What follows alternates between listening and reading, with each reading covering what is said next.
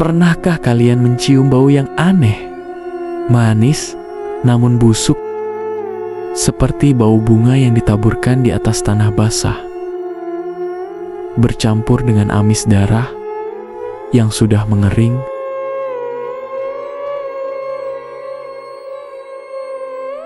Bagi sebagian orang, itu hanyalah bau tanah atau bangkai tikus. Tapi bagi Risa, itu adalah pertanda bahwa mereka datang. Dalam istilah Sunda, cairan yang keluar dari jasad yang membusuk disebut danur.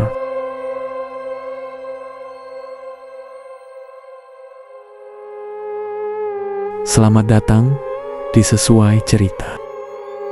Hari ini kita tidak bicara soal film. Kita bicara soal kesepian seorang anak manusia yang memaksanya membuka gerbang dialog yang seharusnya tetap tertutup rapat.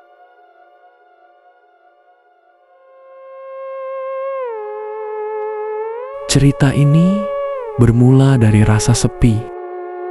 Risa Saraswati kecil sering ditinggal kedua orang tuanya bekerja. Di rumah neneknya yang besar dan tua di Bandung, Risa sering menghabiskan waktu sendirian. Kesepian adalah celah yang paling disukai oleh mereka yang tak kasat mata.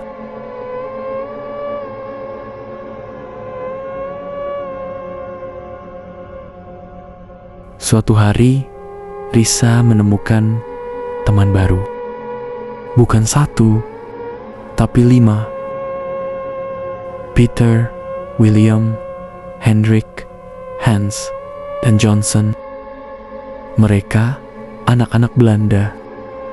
Kulit mereka pucat, pakaian mereka kuno. Tapi bagi Risa kecil yang polos, mereka adalah penyelamat dari rasa sepi. Risa tidak sadar kenapa neneknya sering menatap ngeri saat melihat Risa tertawa sendirian di sudut ruangan. Risa tidak peduli kenapa teman-temannya ini tidak pernah bertambah tua. Yang dia tahu, mereka nyata.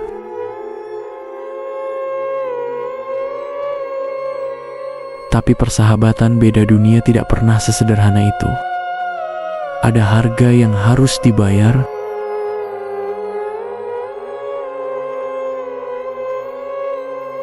Peter, salah satu hantu itu, mulai menuntut lebih. Mereka tidak ingin Risa tumbuh dewasa. Mereka ingin Risa tetap menjadi anak-anak selamanya. Peter meminta Risa untuk ikut bersama mereka. Caranya, Risa harus mengakhiri hidupnya sebelum usianya bertambah tua. Bayangkan, seorang anak kecil dibujuk oleh sahabat gaibnya untuk mati. Risa hampir melakukannya. Dia hampir menuruti permintaan itu karena rasa cintanya pada sahabat-sahabatnya ini. Disinilah sisi mengerikan dari kisah Danur yang sebenarnya bukan pada penampakan hantu berwajah rusak, tapi pada manipulasi psikologis yang dilakukan oleh arwah penasaran terhadap manusia yang masih hidup.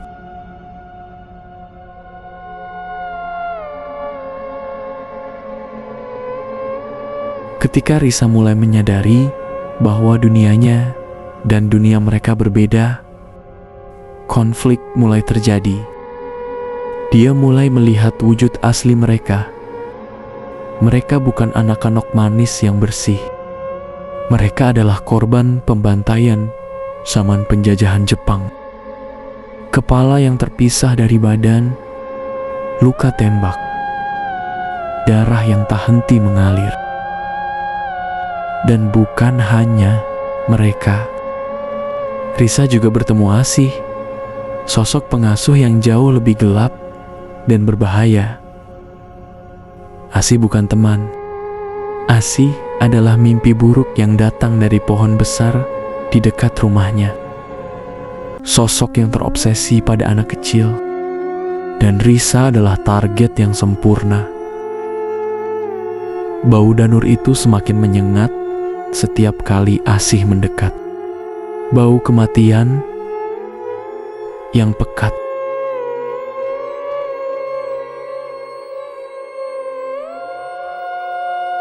Risa akhirnya memilih untuk tetap hidup.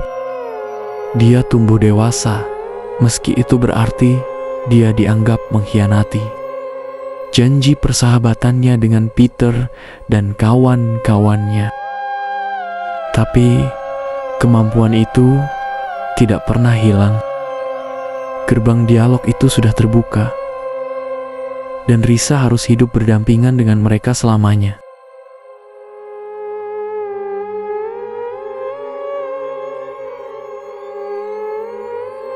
Kisah Danur mengajarkan kita satu hal.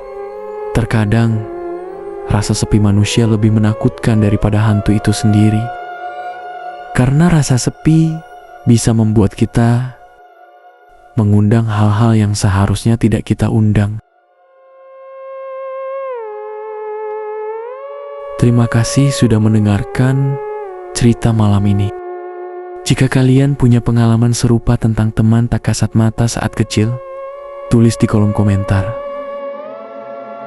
Tetap waspada, karena kita tidak pernah benar-benar sendirian.